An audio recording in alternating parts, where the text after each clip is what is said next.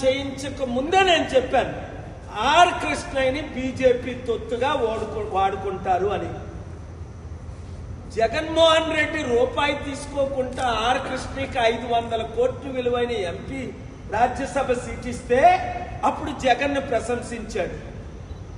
ఇప్పుడు బీజేపీ దగ్గర 1500 కోట్లు డీల్కి ఇప్పుడు తెలంగాణ ఆంధ్రప్రదేశ్ రాష్ట్రంలో ప్యాకేజ్ స్టార్లైన శర్మిల పవన్ కళ్యాణ్ లాగే చిన్నోడు అక్కడ కొత్తోడు వచ్చాడు, వాడి పేరు తీర్మాన్ మల్లన్న. వాడి మీద అనేక రౌడీ సీటు కేసులు ఉన్నాయి. నేను బీసీని అని ఆర్ కృష్ణయ్యతో బీసీలందరినీ 80 కోట్లు ఖర్చు పెట్టి నిన్న మీటింగ్ పెట్టి మన బడుగు బలహీన వర్గాల్ని మోసం చేస్తున్నాడు. ఆర్ కృష్ణ ఏమన్నా మేము బిచ్చగాలవా అన్నాడు.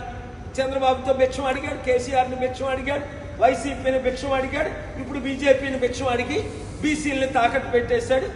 వాడి శిష్యుడే తీర్మాన్ మల్లన్న. దానికి రుజువే నిన్న తెలంగాణలో మీటింగ్.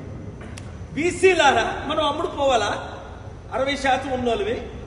నేనున్నాను కదా, ఎవ్వరికి అమ్ముడుపోని చిరంజీవిలాగా అమ్ముడుపోలేదు కాంగ్రెస్కి, పవన్ కళ్యాణ్ లాగా తెలుగుదేశం బీజేపీకి అమ్ముడుపోలేదు.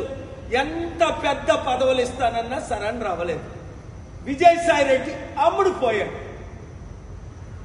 పాపం జగన్మోహన్ రెడ్డిని జైల్లో పెట్టించి చంద్రబాబు నాయుడిని వీక్ చేసి పవన్ కళ్యాణ్ సీఎం చేయడానికి అక్కడ తెలంగాణలో ఏక్నాథ్ సిండే లాగా కాంగ్రెస్ ను 4 ముక్కలు చేసేశారు. రేవంత్ రెడ్డి ముక్క, జగ్గారెడ్డి ముక్క, పొంగులేటి శ్రీనివాసరెడ్డి ముక్క, బట్టు విక్రమార్క ముక్క. ఈ 15 ఎమ్మెల్యేలని ముక్కలు చేసి తెలంగాణలో బీజేపీ గవర్నమెంట్ ఫార్మ్ చేయడానికి ఇప్పుడు కేసీఆర్ కూడా బీజేపీతో చేతులు కలిపాడు. ఇంకా అందరూ ఇలాగ అమ్ముడుపోతే, అందుకనే కేసీఆర్ గారికి చెప్పాను, అవసరమైతే నా మద్దతు ఉంటుంది, మీరు బీజేపీలో కలవకండి. కవితని జైల్లో ఉన్నాయండి, ఇంకా 10 మందిని జైల్లో పెట్టేయండి, కేటీఆర్ని జైల్లో పెట్టేయండి. నీతి నిజాయితీ ఉన్నవారు అమ్ముడుపోరు.